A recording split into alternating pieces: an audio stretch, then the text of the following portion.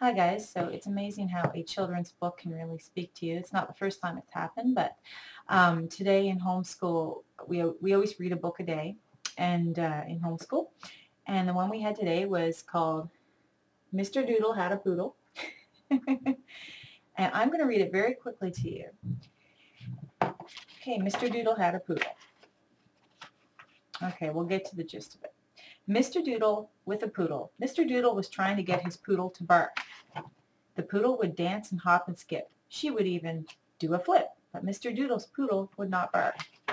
She would jump rope, she would ski, she would climb the apple tree, but Mr. Doodle's poodle would not bark. She would swim, she would dive, she would count from 1 to 5, but Mr. Doodle's poodle would not bark. She would read books, she would write, she liked to write. She would even fly a kite. She would skate and drive a car. She would play a big guitar, but Mr. Doodle's poodle would not bark. She would cut the grass and rake. She would even bake a cake, but would she bark? Oh no. She would sing a happy song, happy birthday to you, happy birthday to you. She would even play ping pong, but Mr. Doodle's poodle would not bark. Then one evening on a walk, she met a cat. The cat said, meow, and Mr. Doodle's poodle said, bow wow. So Mr. Doodle's poodle did know how. The end. Okay, so my reading the story has brought my little boy here, so we'll see how this goes. So anyways, I don't know what you get from that, but the whole time I'm thinking, Mr. Doodle is stressing about his poodle not barking because, of course, that's what dogs are expected to do, and yet his dog can do all these amazing things like that most dogs cannot do. Now think about that for a moment. For me, again, it was like God speaking to me. Mommy, this is when software. Software, yeah. The software is marker. Yeah, software marker. It was like God telling me again, okay, do not look at what your child can't do that people expect him to do, but look at all the things he can do. And also, at the end of the story, what did it show? That the dog was able to bark after all. It's just, it was when the opportunity came that the dog would bark, or felt to bark, it barked. She barked in her own time. And, but she did all these other things. But that Mr. Doodle was so fixated on the fact that the dog would not bark as dogs are supposed to. Photobomber. So anyway, I hope you're getting the point of this, even with the cute little distraction in the background, the front now. So, again, we need to focus on our children's strengths and not the things that they're not able to do that people expect them to do. People even do that with children who are so-called neurotypical.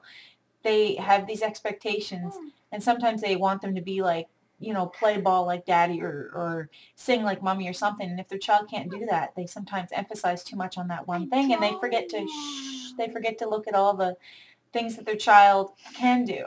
My son may not be able to carry on a conversation, but look at him. He's so lovable and sweet.